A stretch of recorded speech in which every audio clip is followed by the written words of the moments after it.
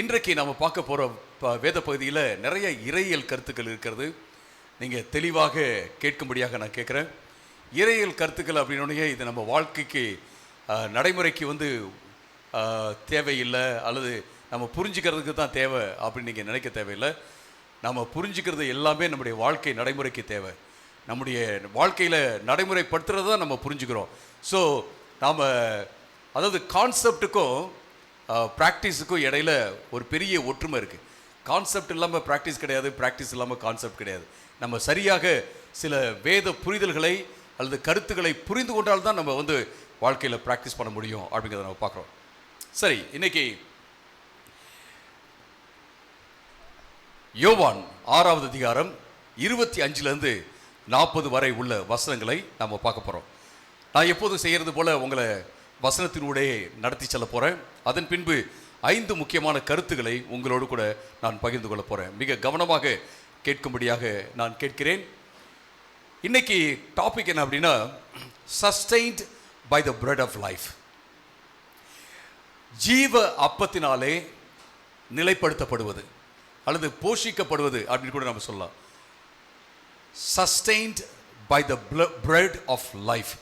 ஜீவ அப்பத்தினாலே போஷிக்கப்படுதல், அது நிலைப்படுத்தப்படுதல், கிறிஸ்துவனுடைய பலத்தில் நிலைத்திருப்பது அப்படிங்கிற டாப்பிக்கில் பார்க்க போகிறோம்.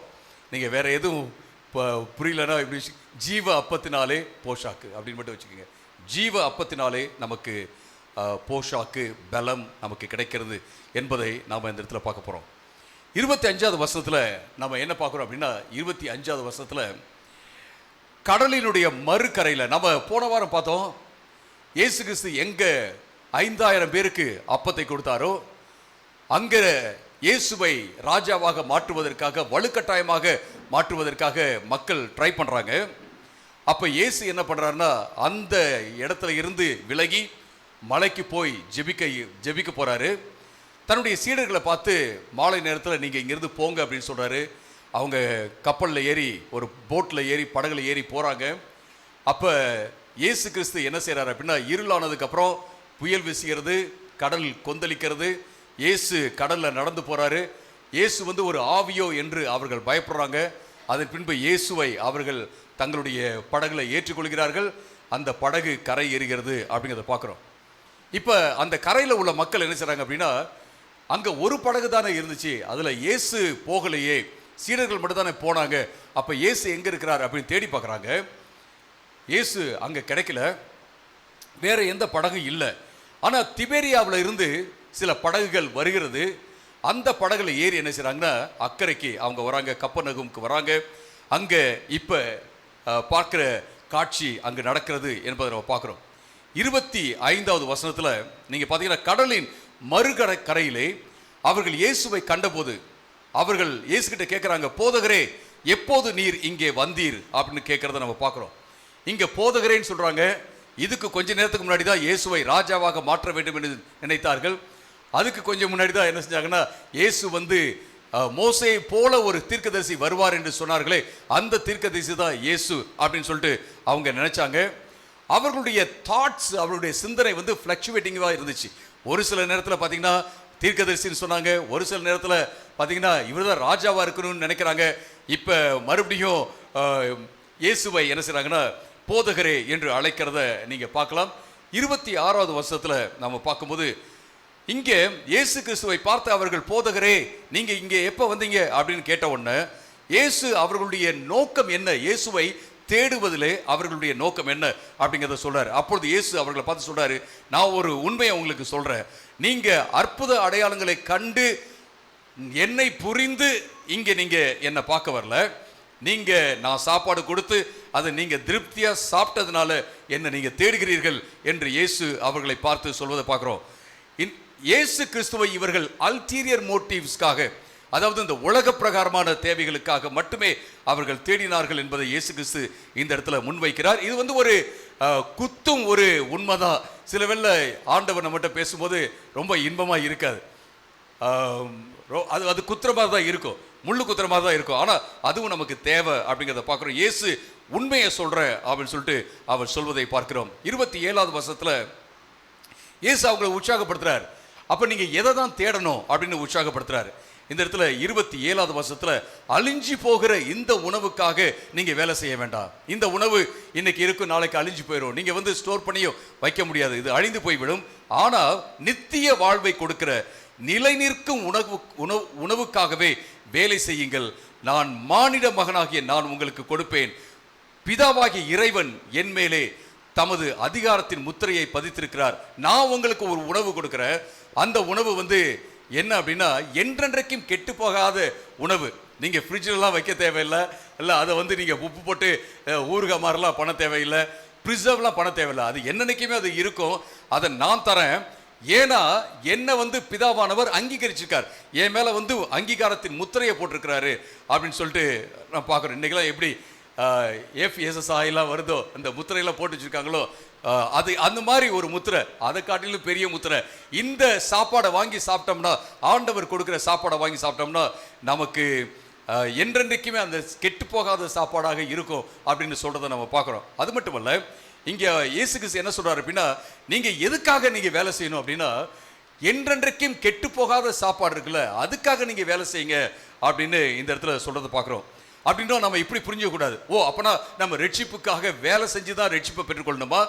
ரட்சிப்பு வந்து கிரியையினால தான் வருதா? அது இலவசமா கிருபையினால வரலையா? அப்போ நம்ம யோசிக்க தேவையில்லை.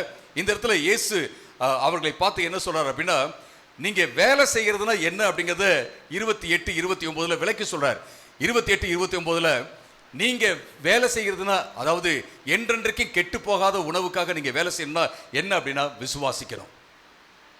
நீங்க என்ன 100 நாள் ஃபாஸ்டிங் போடணுமா, அல்லது 40 நாள் ஃபாஸ்டிங் போடணுமா நித்திய வாழ்வை பெற்றுக்கொள்வதற்கு? அல்லது எங்கேயாவது நீங்க நடந்து போகணுமா, முழங்கால நடந்து போகணுமா? எதுவுமே நீங்க செய்ய தேவையில்லை. அல்லது யூத மத சடங்குகளை நீங்க செய்யணுமா அப்படின்னா அதுவும் செய்ய தேவையில்லை. நீங்க செய்ய வேண்டியது ஒரே ஒரு வேலை தான் நீங்க செய்யணும். என்ன அப்படின்னா நீங்க விசுவாசிக்கணும் அப்படின்னு சொல்லிட்டு இயேசு சொல்வதை பார்க்கிற அருமையானவர்களே. 29வது வசனத்துல இயேசு சொல்றாரு, யாரை பிதாவானவர் அனுப்பினாரோ அவரை விசுவாசிங்க, அந்த வேலையை மட்டும் நீங்க செஞ்சா போதும் அப்படின்னு சொல்றத நாம பார்க்கிறோம். அதுதான் வேலை. ரட்சிப்பை நாம வேலையினால பெற்றுக்கொள்ள முடியாது. ரட்சிப்பு கிருபையினால வருகிறது, விசுவாசத்தினாலே நமக்கு கிடைக்கிறது என்பதை நாம பார்க்கிறோம் அருமையானவர்களே. 28வது வசனத்துல நீங்க 28வது வசனத்துக்கு நீங்க வரும்போது அங்க இயேசு சொல்றாரு, அப்பொழுது அவர்கள் இயேசுகிட்ட கேட்கிறாங்க, அப்ப நாங்க என்ன வேலை செய்யணும் சொல்லுங்க அப்படின்னு கேட்கறத பார்க்கிறோம். அதாவது வேலை செஞ்சு நித்திய வாழ்வை பெறுவது என்பதுதான் மக்களுடைய எண்ணம். அதுக்காக தான் ஞான மார்க்கம்னு ஒன்று இருக்கு. ஞான மார்க்கம்னா என்னன்னா, ஏதோ ஒரு ஞானம். அந்த காலத்தில் பார்த்தீங்கன்னா நாஸ்டிசிசம் இருந்துச்சு. நாஸ்டிசிசம் அப்படின்னா ஒரு ரகசியத்தை நாம புரிஞ்சுக்கணும், கடவுளை பற்றிய ரகசியத்தை புரிஞ்சுக்கணும், அப்பதான் நம்ம கடவுளை வந்து அடைய முடியும் அப்படின்னு டீச் பண்ணாங்க. இன்னைக்கு பார்த்தீங்கன்னா ராதா சுவாமின்னு இருக்கு, ஒரு மத குழு இருக்கு, சத் சங்லாம் நடத்துவாங்க. சத் சங் அப்படின்னா சத்து சங்குன்னா என்னன்னா ஃபெலோஷிப் ஆஃப் ட்ரூத் அப்படின்னு அர்த்தம். சத்தியத்தினுடைய சங்கத்தி அப்படின்னா என்ன அர்த்தம்? ஐக்கியம் அப்படின்னு அர்த்தம். இன்னும் சர்ச் மாதிரி அவங்க நடத்துறாங்க. அதில் பார்த்தீங்கன்னா நாம் தான் சொல்லுவாங்க. நாம் தான் அப்படின்னா it's a gift of name. அவங்க வந்து ஒரு வார்த்தை கொடுப்பாங்க. அந்த வார்த்தை வந்து நம்ம பேப்டிசம் மாதிரி யாரெல்லாம் அந்த இதில் வந்து ஒரு கட்டத்துக்கு வராங்களோ அவர்களுக்கு கொடுப்பாங்க. ராதா சுவாமி அப்படிங்கிறது நீங்கள் கூகுள் பண்ணி பாருங்க. பஞ்சாபில் பயங்கரமான நிறைய இடத்துல அவங்க பரவி இருக்காங்க. அது மட்டும் இல்ல, இந்த ஞானம் அப்படி ஒரு வார்த்தை ரகசியம் அப்படின்னு தேடி போறது இல்லை. ஒரு சிலர்லாம் பார்த்தீங்க அப்படின்னா அவர்கள் தங்களை வருத்தி அடித்து நொறுக்கி தப்பசு எடுத்து உபவாசித்து எப்படியாவது நடந்து முழங்கால் நடந்து ஆணியில நின்று எப்படியாவது ஆண்டவர் கடவுள் கொடுக்கிற அந்த முக்தியை அடைஞ்சிடலாமா அப்படின்ட்டு யோசிக்கிறாங்க. ஆனா ஆண்டவர் சொல்றாரு இந்த இடத்துல, நீங்க செய்ய வேண்டியது ஒண்ணுதான், விசுவாசிக்கணும், அவ்வளவுதான். விசுவாசத்தினாலே நீதிமான் பிழைப்பான். ஹல்லேலூயா, பிரைஸ் தி லார்ட். அதனால இது சீப்புன்னு நினைச்சிடாதீங்க. இது வந்து ரொம்ப காஸ்ட்லி. யாருடைய ஜீவன் வந்து கொடுக்கப்பட்டிருக்கு அப்படின்னா கிரயமா இயேசு கிறிஸ்துடைய ஜீவன் கொடுக்கப்பட்டிருக்கு அப்படின்னு பார்க்குறோம். எனவே இயேசு நீங்க வேலை செய்யுங்க சொன்ன என்ன செய்யணும் அப்படின்னு சொல்லிட்டு உடனடியா இவங்க கேட்கறத நாங்க பார்க்குறோம். அது எதை காண்பிக்கிறது என்றால், இன்னும் அவர்கள் ஆவிக்குரிய குருட்டாட்டத்தில் தான் இருக்கிறார்கள், இயேசுவை முழுவதுமாக புரிந்து கொள்ளவில்லை என்பதுதான் இந்த வசனம், இந்த அவர்களுடைய கேள்வி காண்பிக்கிறது அப்படிங்கிறத பார்க்குறோம். வேத வசனம் மிக தெளிவாக சொல்லுகிறது. ரோமர் 3:28, எபேசியர் 2:8-9 இந்த வசனங்கள் எல்லாத்திலுமே விசுவாசத்தினால மட்டும்தான் நமக்கு நித்திய ஜீவன் உண்டு, கிரியையினால கிடையாது. யூதர்களுடைய சடங்குகள் ஆச்சாரங்கள் இது மூலமா கிடையாது அப்படிங்கிறத வேத வசனம் மிக தெளிவாக நமக்கு சொல்கிறது என்பதை பார்க்கிறோம். 29வது வசனத்துக்கு நீங்க வரும்போது இயேசு சொல்றார், நீங்க செய்ய வேண்டியதெல்லாம் ஒண்ணே ஒண்ணுதான். என்ன? இறைவன் அனுப்பிய என்னை விசுவாசிப்பதே இறைவனுடைய வேலை. இறைவனுடைய வேலை அப்படின்னா ஆண்டவர் செய்யற வேலை இல்ல, ஆண்டவர் உங்ககிட்ட எதிர்பார்க்கிற வேலை என்ன அப்படின்னா ஒன்னே ஒண்ணுதான், நீங்க என்னை விசுவாசிக்க வேண்டும். என்னை ஆண்டவர் அனுப்பி இருக்கிறார், பிதாவானவர் அனுப்பி இருக்கிறார் அப்படிங்கிறத பார்க்கிறோம். இது ரொம்ப ரொம்ப முக்கியமான ஒரு காரியம் அருமையானவர்களே. ரட்சிப்பின் திட்டம் அப்படிங்கிறது மனுஷன் உருவாக்கினது அல்ல, தேவன் உருவாக்கினது. இந்த ரட்சிப்பை பெறுவதற்கான அந்த திட்டத்தையும் ஆண்டவர் தான் உருவாக்கினார், தேவன் நாம உருவாக்கவில்லை என்பதை நாம பார்க்கிறோம். 30-31 வரைக்கும் நீங்க வாசிக்கும் போது 30-31 என்ன பார்க்கிறோம் அப்படின்னா, அவர்கள் இயேசு கிட்ட வந்து சொல்றாங்க, நாங்கள் கண்டு உம்மை விசுவாசிக்கும்படி, உங்களை பார்த்து விசுவாசிக்கிறதுக்கு ஏதாவது ஒரு அற்புதம் செய்யுங்களேன் அப்படின்னு சொல்றாங்க. இந்த அற்புத அடிக்ஷன் இருக்குல்ல, அற்புதத்திற்கான அடிக்ஷன் இருக்குல்ல, அது குறையவே குறையாது. சிலருக்கெல்லாம் பார்த்தீங்கன்னா ஏதாவது ஒரு அடிக்ஷன் இருக்கும், அந்த நேரம் வந்துச்சுன்னா அவங்களுக்கு ஒன்றுமே பண்ண முடியாது. அது அது குடித்து ஆக வேண்டும், அது பிடித்தாக வேண்டும், இப்படி தான் அவங்க இருப்பாங்க. இங்கே நீங்கள் பாருங்க, அவங்க பார்த்து சொல்கிறாங்க, இயேசுவை பார்த்து, அடையாளத்தை கொடுப்பீர், என்னத்தை செய்வீர் சொல்லுங்க அப்படின்னு கேட்குறாங்க. எங்களுடைய முற்பிதாக்கள், மறுபடியும் சாப்பாடை பற்றியே யோசிக்கிறாங்க.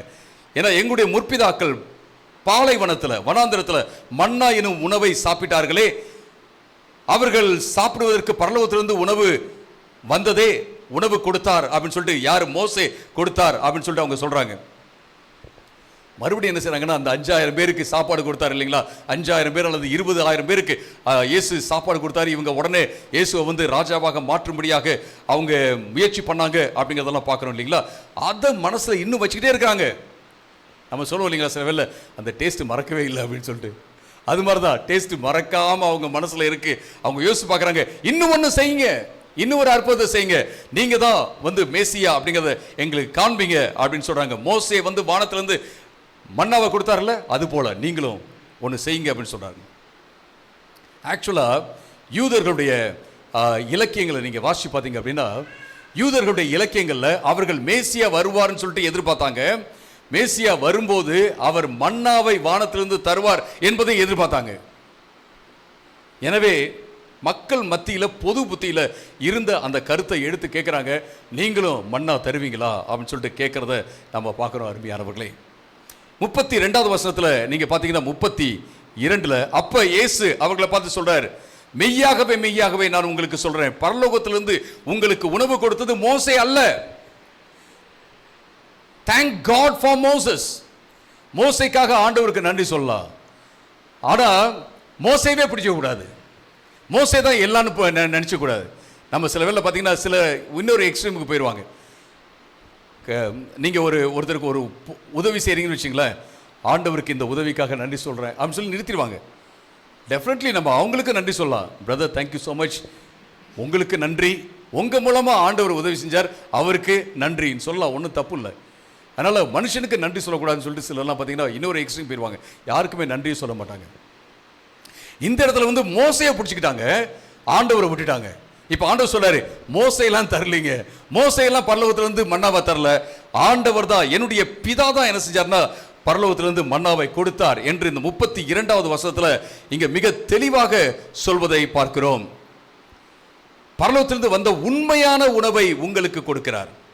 என் பிதா பரலோகத்திலிருந்து வந்த, இப்ப பாத்தீங்க அப்படின்னா பரலோகத்திலிருந்து வந்த உண்மையான உணவு அவர் தான் கொடுக்கிறார். இப்ப என்ன செய்யறா, உண்மையான உணவை உங்களுக்கு அவர் கொடுக்கிறார். Real true bread from heaven, பரலோகத்திலிருந்து இருக்கிற உண்மையான உணவை உங்களுக்கு கொடுக்கிறார் அப்படின்னு சொல்றதை நம்ம பார்க்கிறோம். 33-34 அவர் இன்னும் விளக்கி சொல்றார், பரலோகத்திலிருந்து இறங்கி வந்த உலகத்துக்கே ஜீவன் கொடுக்கிற நானே அந்த உணவுன்னு சொல்றார். ஹalleluya, praise the Lord. பாருங்க, இயேசு கொஞ்சம் கொஞ்சமா இவங்களை நகர்த்திட்டே போறாரு. இவங்க அந்த உணவை பத்தி பேசுறாங்க, இயேசு சொல்றாரு அந்த உணவு கெட்டு போற உணவு, உங்களுக்கு பரலோகத்திலிருந்து ஒரு உணவு வந்திருக்கு, அந்த உணவு தான் உங்ககிட்ட பேசிட்டு இருக்கு. அந்த உணவு யார் அப்படின்னா, அந்த அப்பம் யார் அப்படின்னா நானே அப்படின்னு சொல்லிட்டு அவர்கள்ட்ட சொல்வதை பார்க்கிறோம். சொன்ன உடனே அவங்க, இயேசுவே ரொம்ப சந்தோஷம், உங்களை நாங்கள் ஏற்றுக்கிறோம் அப்படின்லாம் அவங்க ஏற்றுக்கல. நீங்க பாருங்க 34வது வசனத்துல, ஆண்டவரே எப்போது இந்த உணவை நீர் எங்களுக்கு எப்பொழுது இந்த உணவை நீர் எங்களுக்கு தாரும் என்றார்கள். எப்பொழுதும் எப்பொழுதும் எப்போயுமே இந்த உணவை எங்களுக்கு கொடுத்துட்டே இருங்க. இயேசு வந்து தன்னை தான் உணவாக சொல்றார். இப்போ என்ன செய்றாங்க, இயேசு என்ன கொடுப்பாருன்னு தான் பார்த்துட்டு இருக்காங்க. நீங்க யார்ட்டாவது போயிட்டு நான் இருக்கிறேன்ப்பா உன் கூட அப்படின்னு சொன்னோன்னே, எவ்வளோ காசு தருவீங்க சொல்லுங்க அப்படின்னு கேட்டால் எப்படி இருக்கும்? இல்லைப்பா நான் உங்க கூட இருக்கிறேன், நான் உங்க கூட வரேன், சொல்லுங்க எவ்வளவு காசு தருவீங்க சொல்லுங்க. இல்லை நான் வரும்போது எல்லாமே நான் பார்த்துக்கிறேன். சரி அது இருக்கட்டும், நீங்கள் என்ன 1 கோடி தருவீங்களா சொல்லுங்க, எப்போதும் கொடுத்துக்கிட்டே இருப்பீங்களா அப்படின்னு கேட்கறது போல இந்த இடத்துல அவர்கள் கேட்கிறார்கள். அருமையானவர்களே, எப்போதும் நீங்க கொடுத்து கொண்டே இருங்க அப்படின்னு சொல்றதை நம்ம பார்க்கிறோம். இயேசு சொல்றாரு, நானே அந்த ஜீவ அப்பம். நான் அப்பத்தை கொடுக்கறத பத்தி பேசுறேன், இப்ப நான் யாருன்றதை பேசுறேன். நான் தான் அந்த ஜீவ அப்பம் அப்படின்னு சொல்றாரு. என்னிடத்துல வருகிறவர்கள் ஒருபோதும் பசியுடன் போக மாட்டார்கள், என்னை விசுவாசிக்கிறவர்கள் ஒருபோதும் தாகமடைய மாட்டார்கள் என்று இந்த இடத்துல இயேசு சொல்றதை பார்க்கிற. சொல்லிட்டு அவர் சொல்றாரு 33, 34 அவர் சொல்றாரு. அதுக்கப்புறம் 35 பார்த்தீங்க அப்படின்னா இயேசு சொல்றாரு, என்கிட்ட வருகிறவர்கள் யாரும் பசியோட போக மாட்டாங்க, என்கிட்ட வருகிறவர்கள் யாரும் தாகத்தோட போக மாட்டாங்க அப்படின்னு சொல்லிட்டு சொல்வதை பார்க்கிறோம்.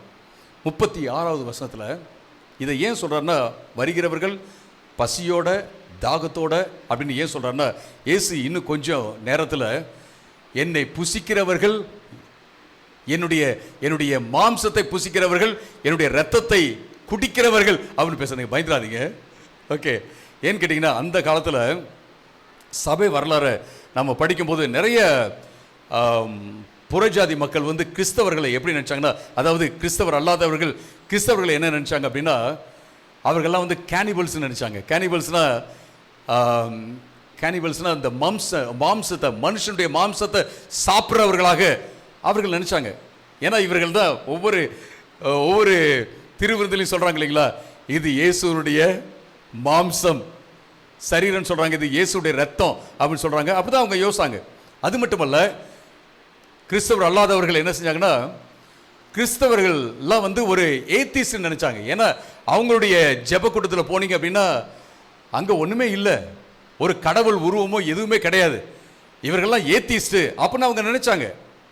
இந்த இடத்துல இயேசு இவர்களை பார்த்து சொல்றாரு, 35வது வசனத்தில் சொல்றாரு, என்கிட்ட வரவங்க பசியோட போக மாட்டாங்க, என்கிட்ட வரவங்க தாகத்தோட போக மாட்டாங்க அப்படின்னு சொல்றாரு. 36வது வசனத்தை நீங்க வாசிச்சு பார்த்தீங்க அப்படின்னா, 36வது வசனம், நான் உங்களுக்கு சொன்னபடியே நீங்கள் என்னை கண்டு இன்னும் விசுவாசியாமல் இருக்கீங்க. இயேசு கிறிஸ்துவிட்ட இருந்து சாப்பிட்டுட்டாங்க, இயேசு கிறிஸ்து அப்படிங்கிற ஜீவ அப்பத்தை பார்க்கறாங்க, ஆனா இன்னும் விசுவாசியாமே இருக்காங்க. நாம பல வேளையில இயேசுவோட டிராவல் பண்ணி போயிட்டே இருக்கலாம், இயேசுவோட இருக்கிறேன்னு சொல்லலாம், அவரை நான் தேடுறேன்னு சொல்லலாம், எங்க போனாலும் நான் தேடி ஓடி போயிடுவேங்க அப்படின்னு நம்ம சொல்லலாம். ஆனா இயேசுவை விசுவாசிக்காம இருப்பதுக்கு வாய்ப்பு இருக்கு அப்படிங்கிறத நம்ம பார்க்கிறோம். 37 நீங்க பாத்தீங்கன்னா, 37 பிதா எனக்கு கொடுக்கிற அனைவரும் என்னிடம் வருவார்கள், என்னிடம் வருகிற ஒருவரையும் நான் துரத்தி விட மாட்டேன் அப்படின்னு சொல்றாரு. யாரையெல்லாம் ஆண்டவர் பிதாவானவர் தருகிறாரோ அவர்கள் இடத்துல வராங்க, என்கிட்ட வருகிறவர்களை நான் துரத்தி விட மாட்டேன். என்கிட்ட வருகிறவர்கள்னா எதை பற்றி அவர் பேசுகிறாரு? சும்மா வந்துட்டு கை குலுக்கிட்டு போகிறதா? இல்லை, யாரெல்லாம் விசுவாசிக்கிறார்களோ, யாரெல்லாம் இயேசுவுக்குள்ள வருகிறார்களோ அவர்களே பிதா தான் கொண்டு வராரு. பிதா தான் அவர்களுக்கு விசுவாசத்தை கொடுக்கிறார், பிதா தான் அவர்கள்ட்ட பேசுறாரு, பரிசுத்த ஆவியானவர் தான் அவருடைய பாவங்கள்லாம் சுட்டி காண்பிக்கிறார், கொண்டு வருகிறார். யாரெல்லாம் அப்படி உள்ளுக்குள்ள வராங்களோ, இயேசுவை விசுவாசிக்கிறாங்களோ, இயேசுடைய உறவுக்குள்ள வராங்களோ, இது சும்மா வெல்கம் மட்டும் பண்றதில்ல, அவர்களை அவர் என்ன செய்யறார், காக்கிறார் என்று சொல்லி இந்த வசனம் சொல்வதை பார்க்கிறார். அவரை துரத்தி விட மாட்டார்னா அவர்களை காக்காமல் விட மாட்டார். இன்னைக்கு எத்தனை பேர் இன்னைக்கு இயேசு வந்தா இயேசுவோட பரலோகத்தில் இருப்பீங்க? அஷூரன்ஸ் இருக்கணும், அந்த நிச்சயம் இருக்கணும். அந்த நிச்சயம் இல்லை அப்படின்னா அது பாவம் என்று நான் சொல்வேன். நம்ம வந்து ஒருத்தவங்களுக்கு நல்ல, அதாவது ஆண்டவர் வந்து நான் உன்னை பார்த்துக்கிறேன்ப்பா, நீ என்னை விசுவாசி சொன்னதுக்கு அப்புறம் வரியா என்னுடைய பைக்கில் உட்காரு, வண்டியில் ஏறினோட இல்லை அப்படின்ற மாதிரி தான்.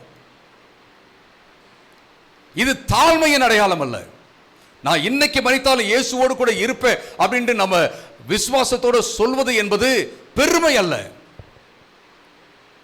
சிலர் இப்படியே டீச் பண்ணியிருக்காங்க. நான் ஒரு இடத்துல கேட்டேன், எத்தனை பேர் இன்னைக்கு இயேசு வந்தா நீங்க இருப்பீங்கன்னா ஒரு 4-5 பேர் தான் கை தூக்குனாங்க.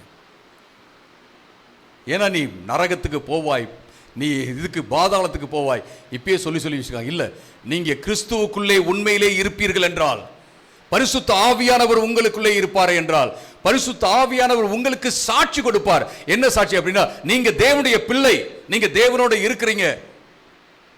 நீங்க இன்றைக்கு மரித்தாலும் இன்னைக்கு இயேசு கிறிஸ்து வந்தாலும் நீங்க ஆண்டவரோடு இருப்பீங்க அப்படிங்கிற நிச்சயத்தை கொடுக்கிறார். இது வேத வசனத்தினுடைய ஒரு மையமான கருத்து, மையமான கருத்துக்கள்ல ஒன்று இது. இது ரொம்ப முக்கியமான ஒரு காரியம். இயேசு சொல்றார், என்கிட்ட வரவங்கெல்லாம் யாரெல்லாம் இருக்காங்க, எனக்குள்ள வரவங்கெல்லாம் யாரெல்லாம் இருக்காங்களோ அவர்களை நான் என்ன செய்ய மாட்டேன், துரத்த மாட்டேன் அப்படின்னா அவர்களை வெளியில தள்ள மாட்டேன், அவர்களை யாரும் எடுத்துக்கிட்டு போக நான் விட மாட்டேன் அப்படின்னு இந்த இடத்துல சொல்றதை பார்க்கிறோம். ஏனெனில் 38வது வசனத்துல நீங்க பாத்தீங்கன்னா 38ல, ஏனெனில் நான் என்னுடைய சித்தத்தை செய்வதற்காக அல்ல, என்னை அனுப்பினருடைய சித்தத்தை செய்வதற்காகவே பரலோகத்திலிருந்து வந்திருக்கிறேன் அப்படின்னு சொல்றாரு. ஏன்னா நான் என்னுடைய சித்தம் என்ன தெரியுமா, எல்லாரையும் காப்பது தான். எனக்குள்ள யாரெல்லாம் வராங்களோ அவர்களை காப்பதுதான் என்னுடைய சித்தம். அதை தான் செஞ்சுட்டு இருக்கேன். அந்த சித்தத்தை, அந்த வேலையை தான் பிதாவானவர் எனக்கு கொடுத்திருக்கிறார் என்று சொல்வதை பார்க்கிறோம். 38 நீங்க 40 வரைக்கும் உள்ள வசனங்களை வாசிக்கும் போது 39ல, அவர் எனக்கு தந்திருப்பவர்கள் எல்லோரிலும் நான் ஒருவரையும் இழந்துவிடக் கூடாது, கடைசி நாளிலே நான் அவர்களை எழுப்ப வேண்டும் என்பதை என்னை அனுப்பினவருடைய சித்தமாய் இருக்கிறது. யாரெல்லாம் எனக்குள்ள வராங்களோ அவர்கள் நான் இழக்கக்கூடாது. இப்போ நான் சொல்லும்போது ஒரு டாக்டரின் இருக்கு. என்ன அப்படின்னு கேட்டீங்கன்னா, once saved, saved for ever, saved always அப்படிங்கிறத நான் சொல்ல. அதாவது ஒரு தடவை ரட்சிக்கப்பட்ட போதும், அதுக்கப்புறம் ஒன்றுமே பிரச்சனையே இல்லை, நீங்கள் என்ன பண்ணாலும் நீங்கள் என்ன செய்வீங்க, பரலோகத்துக்கு போயிருவீங்க அப்படிங்கிற டீச்சிங் நான் சொல்ல. அப்படி பார்த்து பைபிளில் இல்லை.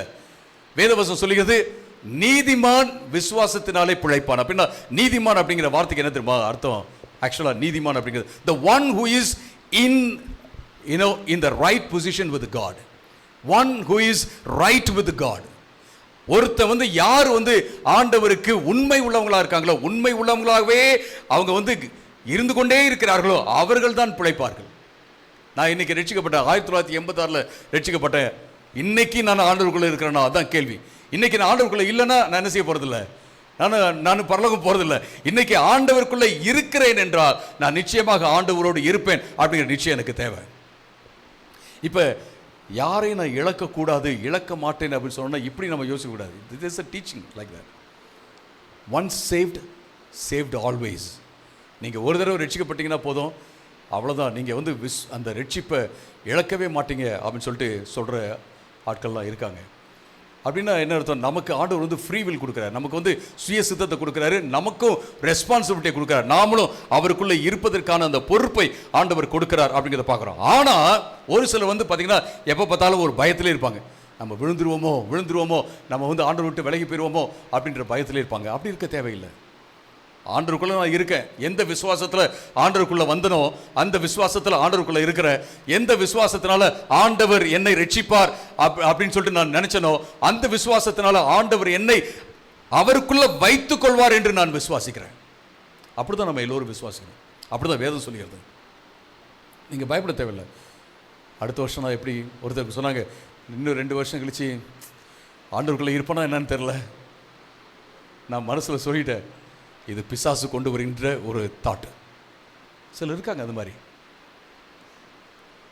சாகும் வரை, கடைசி மூச்சு வரை நான் ஆண்டவருக்குள்ள தான் இருப்பேன். ஹல்லேலூயா. அதுக்கு யார் எனக்கு உதவி செய்வாங்க? அந்த அங்கிள் ஆண்டி, அந்த இவாஞ்சலிஸ்ட் பாஸ்டர் கிடையாது. கர்த்தர் எனக்கு உதவி செய்வார். ஹல்லேலூயா.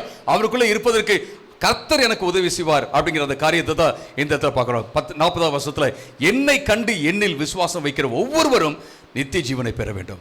என்னை பார்த்து யாரெல்லாம் விசுவாசிக்கிறாங்களோ, என்கிட்ட வராங்களோ அவர்களை நான் கடைசி நாளில் எழுப்புவேன்னு சொல்றாரு. இந்த ஆண்டவர் நம்மை தாங்குவதும் நடத்துவதும் நாளைக்கு நாளானைக்கு இல்லை, அல்லது 10 வருஷத்துக்கு இல்லை, உயிர்த்தெழும் வரை அவர் நம்மோடு கூட இருப்பார். அவர் நம்மை நடத்துவார். இந்த விசுவாசம் நமக்குள்ள எப்போதுமே இருக்க வேண்டும் அருமையானவர்களே. ஒரு 5 முக்கியமான காரியங்களை உங்களோடு கூட நான் பகிர்ந்து கொள்ள போகிறேன். 5 முக்கியமான காரியங்கள். என்ன அப்படின்னா, நீங்கள் பிதாவினாலே இழுக்கப்பட்டிருக்கிறீர்கள். அவருடைய அப்பத்தினாலே, இயேசுவினால நீங்க போஷாக்கு கொடுக்கப்பட்டிருக்கீங்க. எனவே நீங்க விலகி போறதில்லை. இதை நீங்க மனசுல வச்சுக்கணும்.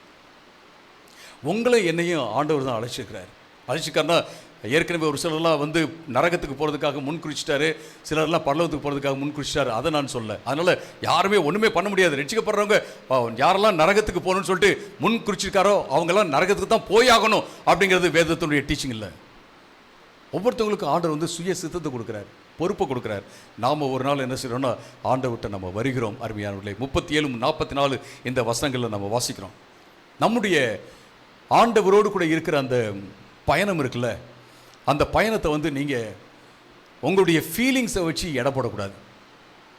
இன்றைக்கி ஏதோ ஒரு பாவம் செஞ்சுட்டேன், சிலர் சொல்கிறாங்க நான் ஒரு பாவம் செஞ்சுட்டேன், அல்ல நான் பொய் சொல்கிறேன், பொய் சொல்லிகிட்டே இருக்கும்போது ஆண்டவர் வந்துட்டார்னா நான் பரலோகத்துக்கு போவேனா அப்படின்னு கேட்குறாங்க ஒரு சிலர்லாம். நீங்கள் பொய் சொல்லும்போதும் ஆண்டவருடைய பிள்ளையாக தான் இருக்கீங்க. ஆனால் நீங்கள் பொய் சொல்கிறீங்க, பாவம் செய்கிறீங்க, அதனால நீங்கள் ஆண்டவருடைய பிள்ளையாகவே இல்லாமல் போயிட மாட்டீங்க அப்படின்னு சொன்னால் பொய் சொல்லலாம்னு நினச்சிடாதீங்க.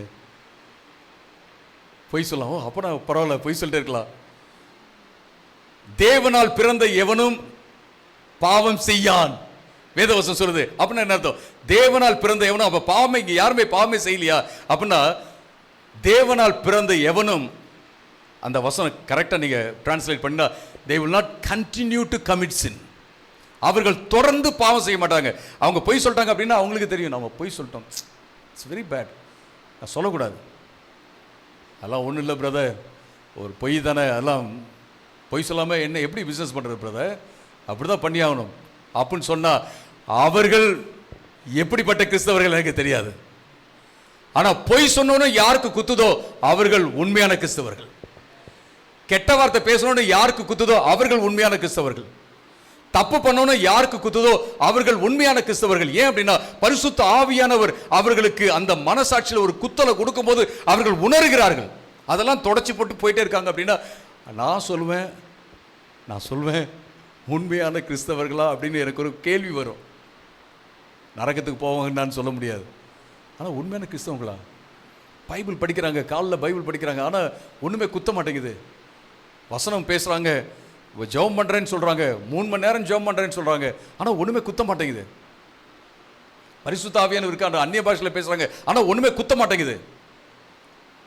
அவர்கள் கிறிஸ்தவர்களாக இருக்க பழகி கொண்டார்கள், தோற்றத்திலே கிறிஸ்தவர்கள், ஆனால் உண்மையில் பார்த்தீங்கன்னா கிறிஸ்தவர்கள் அல்ல. ஒரு கணவன் எப்படி தன்னுடைய மனைவிக்கு ஹனி ஐ லவ் யூன்னு 3 முறை சொல்லிட்டு அவன் பாவம் செய்கிறானோ அது போன்றவர்கள் அவர்கள். அருமையானவர்களே, இது ரொம்ப ரொம்ப முக்கியமான ஒரு காரியம். நம்முடைய வாழ்க்கையில் நாம் எப்படி, அதாவது நம்முடைய ஃபீலிங்ஸை வச்சு கிடையாது, நம்ம ஆண்டவருக்குள்ளே இருக்கிறோம் அப்படிங்கிறத வைத்து ஆண்டவர் நம்மை அழைத்திருக்கிறார். ஆண்டவர் நமக்கு போஷாக்கு கொடுக்கிறார், ஜீவ அப்பத்தினாலே நமக்கு போஷாக்கு கொடுக்கிறார் அப்படிங்கிறத மனதில் வைத்து கொள்ள வேண்டும். உங்களுடைய வாழ்க்கையில், என்னுடைய வாழ்க்கையில் இது வாழ்க்கை பார்த்திங்கன்னா ஒரு கப்பல் போல. கலங்கரை விளக்கு கப்பலை கொண்டுட்டு போகாது புயல் நேரத்தில். அது எங்கே இருக்குன்னு திசை தான் காண்பிக்கும். ஆனால் மாலுமி இருக்கார்ல, கப்பலில் நம்மோடு கூட இருக்கிறார்ல, அவர் நம்ம கொண்டு போவார். அவர் யார் அப்படின்னா இயேசு கிறிஸ்து. கலங்கரை விளக்குக்காக நன்றி சொல்வோம், கரைக்காக நன்றி சொல்வோம், யாரெல்லாம் சிக்னல் கொடுத்து பேசுகிறாங்களோ எல்லோருக்கும் நன்றி. ஆனால் நம்மளை கரை சேர்க்கிற ஒரே ஒருத்தர், கூட இருந்து கரை சேர்ப்பவர் யார் அப்படின்னா இயேசு கிறிஸ்து மட்டும்தான், வேற யாரும் கிடையாது. இதை மனதில் வைத்துக்கொள்ள வேண்டும். அப்போ நம்முடைய இமோஷன்ஸில் நம்முடைய ஃபீலிங்ஸ் கிடையாது. நான் எப்படி ஆண்டவருக்குள்ளே இருக்கிறேன்னா இல்லையா, அவ்வளோ அந்த ஃபீலிங்ஸை நீங்கள் நம்பாதீங்க. கர்த்தருடைய வசனம் என்ன சொல்லுது? ஒருவன் கிறிஸ்துவுக்குள் இருந்தால் அவன் புது சிருஷ்டியாக இருக்கிறான். உங்களை என்னையும் ஆண்டவர் அவருடைய பிள்ளைகளாக ஏற்றுக்கொண்டிருக்கிறார். நாம் யாரெல்லாம் அவரை விசுவாசிக்கிறார்களோ அவர்கள் தேவனுடைய பிள்ளைகளாக இருக்கும்படியான அதிகாரத்தை கொடுத்திருக்கிறார். இந்த வசனங்கள் தான் நம்மை உற்சாகப்படுத்த வேண்டும். அருமையானவர்களே, 2வது பாயிண்ட் என்ன அப்படின்னா, you are not managed by a system, you are loved in a living relationship. நீங்க ஒரு சிஸ்டத்தினால ஆளப்படவில்லை, தேவனுடைய உறவுக்குள்ளாக அதாவது நீங்க அவரால் அன்பு செலுத்தப்படுகிறீர்கள். ஆண்டவருக்குள்ள வரும்போது நீங்கள் நானும் ஒரு கிளப்புக்கு போனோம்னா சொல்லுவாங்க, எங்கள் கிளப்பில் இருக்குன்னா நீங்கள் வந்து வேட்டி கட்டிட்டு வரக்கூடாது. ஒரு சில கிளப்பில் இருக்கு, வேட்டி கட்டிட்டு வரக்கூடாது, பேண்ட் ஷர்ட்லாம் போட்டிருக்கணும், இப்படி தான் வரணும், கிளப்புக்கு வந்து சப்ஸ்கிரிப்ஷன், அப்படி நீங்கள் உள்ளுக்குள்ளே வரும்போது இப்படிலாம் இருக்கணும், அப்படி தான் இருக்கணும், எல்லாமே சொல்லிடுவாங்க. அப்படி இருந்தால் நீங்கள் வந்து எப்படி ஜாயின் பண்ணலாம்? இந்த நிபந்தனைக்கெல்லாம் ஒத்துக்கணும். ஆண்டவர் வந்து இந்த நிபந்தனை போடல. ஆண்டவர், ஏன்னா இது கிளப்பு கிடையாது, தேவனுடைய ராஜ்யம் ஒரு கிளப்பு கிடையாது, சர்ச் வந்து ஒரு கிளப்பு கிடையாது. இங்க இயேசு என்ன சொல்றாரு அப்படின்னா, நீங்க ஏன் லவ்விங் ரிலேஷன்ஷிப்குள்ள வாங்க அப்படின்னு சொல்றாரு, என்னுடைய அன்பின் உறவுக்குள்ள வாங்க. யார், அதுதான் இயேசு சொல்றாரு, யாரெல்லாம் என்னிடத்தில் வருகிறார்களோ அவர்களை புறம்பே தள்ளுவதில்லை. யாரெல்லாம் என்கிட்ட வராங்களோ, யாரெல்லாம் எனக்குள்ள வராங்களோ அவர்களை நான் வந்து காக்காமல் விட போவதில்லை, அவர்களை நான் காத்துக்கொள்வேன் அப்படின்னு இயேசு சொல்றதை நம்ம பார்க்கிறோம். அருமையானவர்களே, உறவு, உறவு அதான் ரொம்ப இம்பார்ட்டன்ட். யாரெல்லாம் ஒரு கிளப்புக்குள்ள இருக்கிற மாதிரி தேவனுடைய ராஜ்யத்தில் இருக்கிற மாதிரி, தேவனுடைய ராஜ்யத்தில் இருக்கிறத ஒரு கிளப்ல இருக்கிற மாதிரி யோசிக்கிறாங்களோ அவர்கள் வந்து முன்னேறி போக போறது கிடையாது. அவங்களுக்கு வந்து பாவத்தை மேற்கொள்வது கஷ்டம், பாவத்தை மேற்கொள்வது கஷ்டம். நான் அடிக்கடி இந்த உதாரணம் சொல்லியிருக்கேன். நான் ஒருத்தரோட கார்ல போறேன், அவர் காரை ரொம்ப பார்த்து கவனமா ஓட்டுறாரு. நான் சொன்னேன், ரொம்ப நல்லா டிரைவ் பண்ணுறீங்கன்னு சொன்னேன். எங்கள் ஒய்ஃப் சொன்னாங்க, பாஸ்டர் நீங்கள் இருக்கிறதுனால தான் என்னது, இல்லைன்னா அவ்வளவுதான், தட்டால் புட்டால்னு ஓட்டுவார் அப்படின்னாங்க. அப்போ நான் யோசித்தேன், நான் ஒரு சாதாரண மனுஷன் கூட இருக்கிறேன் அப்படிங்கிறதுக்காக பார்த்து பவ்யமாக பாஸ்டருக்கு எந்த விதமான நோகளும் வரக்கூடாதுன்ட்டு ஓட்டுறாரு, அது போல் என் ஒய்ஃபுக்கும் ஓட்டலாம்ல, பிள்ளைகளுக்கும் ஓட்டலாம்ல. அப்போ நான் யோசித்தேன், அருமையானவர்களே, God is greater then any pastor.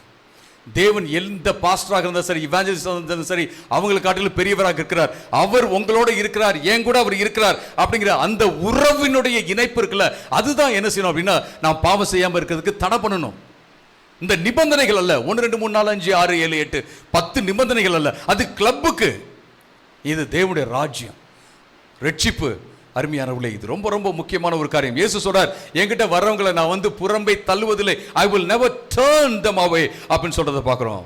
நீங்க வந்து ஒரு ஆவிக்குரிய மெஷின் கிடையாது, நானும் ஆவிக்குரிய மெஷின் கிடையாது, ஆண்டவர் ஆவிக்குரிய மெஷின் கிடையாது. நாம உறவுக்குள்ள வர வேண்டும்.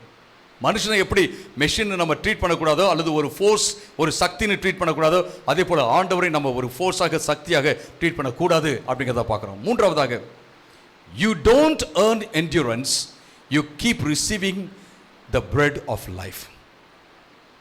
நீங்க வந்து உங்களுக்கான சக்தி இருக்குல்ல, அதை நீங்க விலை கொடுத்து வாங்க முடியாது, நீங்க சாப்பிட சாப்பிட தான் சக்தி. யாரெல்லாம் உங்க வீட்டில் சாப்பாடுக்கு பே பண்றீங்க சொல்லுங்க பார்க்கலாம். அஃப்கோர்ஸ் தனராஜ் பே பண்றேன்றாரு. ஓகே சிஸ்டர், சமைக்கிறதுக்கு சார்ஜ் பண்ணிடுங்க. Okay right. நம்ம யாரும் சாப்பாடுக்கு பே பண்ணுறதில்ல. சில வேளை என்னுடைய ஒய்ஃப் சொல்லுவாங்க, இதை மட்டும், இந்த இது மட்டும் நம்ம ஹோட்டலில் சாப்பிட்டோம்னா இதுக்கு வந்து 1000 ரூபா ஆகும் அப்படின்னு சொல்லுவாங்க. Okay okay, I am not giving you, உனக்கு எந்த காசும் தரப்போகிறதில்ல அப்படின்னு நான் சொல்லிடுவேன். நமக்கு தரப்போகிறதில்ல. பட் நீங்கள் நானும் பிழைக்கணும் தான் என்ன பண்ணணும்னா, சாப்பிட்டுக்கிட்டே இருக்கணும், சாப்பிட்டுக்கிட்டே இருக்கணும். இல்லை, எப்பப்பெல்லாம் சாப்பிட்ணுமோ அப்போல்லாம் சாப்பிடணும். சாப்பிட்டா சாப்பிட்டா சாப்பிட்டா சாப்பிட்டா சாப்பிடவே இல்லை, அதனால தான் வியாதி சொல்றாங்களா இல்லையா? அப்ப நம்ம யாரை சாப்பிடணும்? இயேசு கிறிஸ்துவை சாப்பிடணும். இயேசு கிறிஸ்துவை சாப்பிடணும்னா என்ன அர்த்தம்? போய் கடிச்சு சாப்பிடுறதா இல்ல. இயேசுவை நாம நம்பிக்கொண்டே இருக்க வேண்டும், இயேசு மேல விசுவாசத்தை வைத்துக் கொண்டே இருக்க வேண்டும். அதான் சாப்பாடு. நீங்களும் நானும் இந்த உலகத்துல சக்தியை எப்போ பெற்றுக்கொள்ள முடியும் அப்படின்னு கேட்டீங்கன்னா, இயேசுவை நம்பிக்கொண்டே இருக்கும்போது. எப்படி வந்து ஒரு கிளைக்கு ஒரு கிளைக்கு வந்து சாப்பாடு அந்த மரத்திலிருந்து வருகிறதோ, அது போல நம்ம அவரோட இணைஞ்சிருக்கும் போது நமக்கு சாப்பாடு, போஷாக்கு வந்து கொண்டே இருக்கும். அருமையானவர்களே, நம்முடைய விசுவாசம்னா அதுதான். விசுவாசம்னா என்ன? ஆண்டவரே நாம விசுவாசிக்க சொல்லிட்டே இருக்கதா? இல்ல, அவரோடு இணைஞ்சிருக்கிறது, அவரை நம்புறதா விசுவாசம். அவர் மேல நம்பிக்கை வச்சு அவரோட இணைஞ்சிருக்கிறது தான். இது ரொம்ப ரொம்ப முக்கியமான ஒரு காரியம். எந்த எஃபர்ட்டும் நீங்களும் நானும் எடுக்கவே முடியாது, ஆவிக்குரிய எஃபர்ட். நான் வந்து I am not against fasting, I fast. நான் ஃபாஸ்ட் பண்ணுறேன், நான் உபவாசம் இருக்கிறேன், ஃபாஸ்டிங்க்கு வந்து நான் அகெயின்ஸ்ட்லாம் கிடையாது. ஆனால் ஒரு சிலர் சொல்லுவாங்க, இந்த ஃபாஸ்டிங் போட்டிங்கன்னா உங்கள் பவர் அதிகமாக ஆயிரும். இல்லை, ஃபாஸ்டிங் சர்வீஸ்லேயே, ஃபாஸ்டிங் ப்ரேயர்லேயே பாவம் செய்கிற ஆட்கள் நான் பார்த்துருக்கேன்.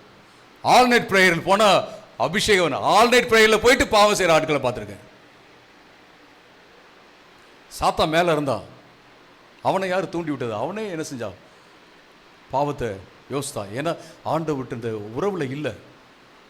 அன்பியானவர்களே, இது ரொம்ப ரொம்ப முக்கியமான ஒரு காரியம். நான்காவதாக உங்களோட பகிர்ந்து கொள்வது என்னன்னா, you persevere not by overpowering sin but by stopping resistance to grace. நீங்களும் நானும் எப்படி நம்ம தொடர்ந்து ஆண்டவருக்குள்ள இருக்க முடியும்? பாவத்தின் மேல வல்லமை எடுத்து அதோட சண்டை போட்டு கிடையாது.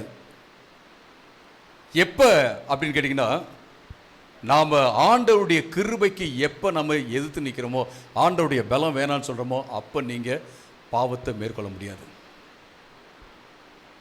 இது ரொம்ப இம்பார்ட்டன்ட். அப்போ ஆண்டவருடைய கிருபைக்கு நம்ம எஸ்ன்னு சொன்னோம்னா நம்ம தொடர்ந்து நிற்க முடியும். இல்லை பாவத்தோடு நம்ம எதிர்த்து நிற்பேன், நான் வேலை சண்டை போடுறேன் அப்படின்னா முடியாது. சண்டை போடுறதுக்கு உங்களுக்கு ஒருத்தர் கூட இருக்கிறாரு. கிருபைனா என்ன? நம்ம சொல்கிறோம், நமக்கு ஒரு மனுஷனுக்கு தகுதி இல்லாத மனுஷனுக்கு ஆண்டவர் காண்பிக்கும் தயவு. கரெக்டாக இது தயவோடு ஒரு குவாலிட்டியாக நிறுத்தக்கூடாது. இது என்னேபிளிங் பவர், நம்மை பலப்படுத்தும் சக்தி. ஆண்டவர் கிருபையை தரேன் அப்படின்னோன்னு, அது கிருபை அப்படின்னா என்னன்னா ஒரு சக்தி. ஆண்டவர் நமக்கு கொடுக்கும் பலம். அருமையானவர்களே, இதை நம்ம மனதில் வைத்துக் கொள்ள வேண்டும். ஆண்டவர் நமக்கு பலத்தை கொடுக்கும் போது, ஆண்டவர் உன்னை நான் காப்பாத்திக்கிறேன் அப்படின்னு சொல்லும் போது, ஆண்டவர் நமக்கு கிருபையை கொடுக்கும் போது, அதை விட்டுட்டு நான் என்னுடைய சொந்த பலத்தில் நிற்பேன் அப்படின்னு எப்போ சொல்றோமோ அன்னைக்கு நாம நிற்க போறது கிடையாது. நீங்கள் நானும் இதை மனதில் வைத்துக் கொள்ள வேண்டும். அப்படின்னா என்ன அர்த்தம்? ஆண்டவருடைய கிருபையை சார்ந்திருக்குன்னா என்ன அர்த்தம்? அப்போ நம்ம எந்த முயற்சி எடுக்கக்கூடாதா? ஒருத்தர் சொல்கிறாரு, நான் டாஸ்மாக் பக்கத்தில் போகிறதே நான் நிறுத்திட்டேன் பாஸ்டர், அந்த வழியாக நான் போகிறதில்ல, ஏன்னா சோதனை வந்தது. நல்ல காரியம்தான், நல்ல காரியம்தான், அவருடைய முயற்சி நல்லது தான். ஆனால் அதையும் தாண்டி ஒரு நாள் திடீர்னு வீட்டுக்கே எடுத்துக்கிட்டு வந்துட்டாங்கன்னா என்ன பண்ண போகிறார் அவர்? ஏன்னா கெட்டது செய்கிறதுக்கு மக்கள் நம்மளோட தான் இருப்பாங்க. அவனை காசு போட்டு நம்ம குடிக்க வைப்பான். அப்போ வீட்டுக்கு வந்துட்டா என்ன பண்ணுவோம்? சோதனை நம்ம தேடி வரும்போது என்ன பண்ணுவோம்? நம்ம சோதனை நம்ம கைக்குள்ளேயே அடங்கி இருக்கும் போது என்ன பண்ணுவோம்? அப்ப யாருடைய கிருபை? உண்மையிலே பார்த்தீங்க அப்படின்னா, நீங்க அதை யோசித்து பாருங்க. ஆண்டவர் என்ன நேசிக்கிறார், அவருடைய கிருபை எனக்கு இருக்கு, அவர் என்ன ரொம்ப ரொம்ப நேசிக்கிறார். அந்த நேசத்தினால என்ன செய்யணும்னு கேட்டீங்கன்னா, இந்த பாவத்தை நான் மேற்கொள்ள, இது எனக்கு வேண்டாம் அப்படின்னு நீங்கள் நானும் சொல்லும்போது நமக்கு ஒரு பெரிய பவர் கிடைக்குது. அருமையானவர்களே, இது ரொம்ப ரொம்ப முக்கியமான ஒரு காரியம். அடுத்து நீங்கள் பார்த்தீங்க அப்படின்னா, கடைசியாக you are sustained till the last day. கடைசி நாள் வரைக்கும் நீங்க காக்கப்படுகிறீர்கள். ஆண்டவர் சொல்றார், நான் இவர்களை உயிரோடு எழுப்பும் நாள் வரை நான் இவர்களை காப்பேன் அப்படின்னு சொல்றார். இவர்களை நான் இழக்கப் போவதில்லைன்னு சொல்றார். உயிரோடு எழுப்பும் நாள் வரைக்கும். யோவான் 11:25-26 யாரெல்லாம் என்னை விசுவாசிக்கிறார்களோ அவர்கள் மரித்தாலும் பிழைப்பார்கள் என்று இயேசு சொல்றதை பார்க்கிறோம். மரித்தாலும் பிழைப்பார்கள். ரோமர் 8:11 நம்ம என்ன வாசிக்கிறோம்னா, எந்த பரிசுத்த ஆவியானவர் இயேசுவை உயிரோடு எழுப்பினாரோ அந்த பரிசுத்த ஆவியானவர் உங்களையும் என்னையும் ஒரு காலத்துல மரித்தாலும் உயிரோடு எழுப்புவார். எத்தனை பேருக்கு அந்த நிச்சயம் இருக்கிறது? Praise the Lord. இதெல்லாம் நம்ம யோசிக்கணும். அதனால தான் வேதவசனம் என்ன சொல்லுது அப்படின்னா, நீங்கள் இந்த உலகத்தார் புலம்புவதை போல புலம்பாதீங்க. யாராவது ஒருத்தங்க மரித்தார்கள் அப்படின்னு, நமக்கு அன்பானவர்கள் மரித்தார்கள்னா நிச்சயமாக இது ஒரு பெரிய நஷ்டம் தான், இழப்பு தான். ஆனால் இந்த உலகத்தாரை போல நாம் அழ தேவையில்லை அப்படின்னு சொல்லிட்டு இந்த வேதவசனம் சொல்லுகிறத நம்ம பார்க்குறோம். நம்ம பல வேளைகள் நம்ம சொல்கிறோம் இல்லைங்களா, நமக்குள்ள உயிர்த்தெழுதலின் வல்லமை இருக்கிறது அப்படின்னு நம்ம சொல்கிறோம்ல, அது நிச்சயமாக இருக்கதா இருக்குது.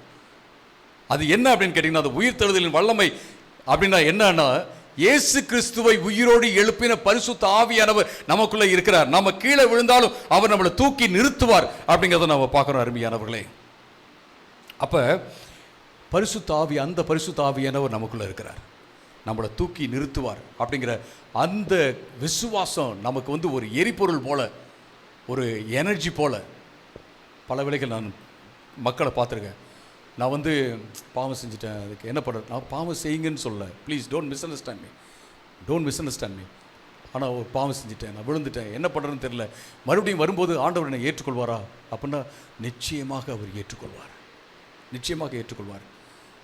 உங்களுடைய தகுதினால இல்லை, என்னுடைய தகுதினால இல்லை, அவருடைய கிருபையினால் அவர் ஏற்றுக்கொள்வார். இதை நாம் மனதில் வைத்துக்கொள்ள வேண்டும். அவருடைய கிருபை கிருபை கிருபை கிருபைன்னு பாட்டு பாடுறது கிடையாது. கிருபைன்னு நினைக்கிறவங்க தாழ்மையாக இருப்பாங்க. கிருபை நினைக்கிறவங்க ஆண்டவரை அப்படியே பிடிச்சிக்குவாங்க. ஏதோ பிரபலயத்துக்காக மட்டும் கிருபை இல்லை, ஆண்டவரோடு கூட இருப்பதற்காக கிருபை.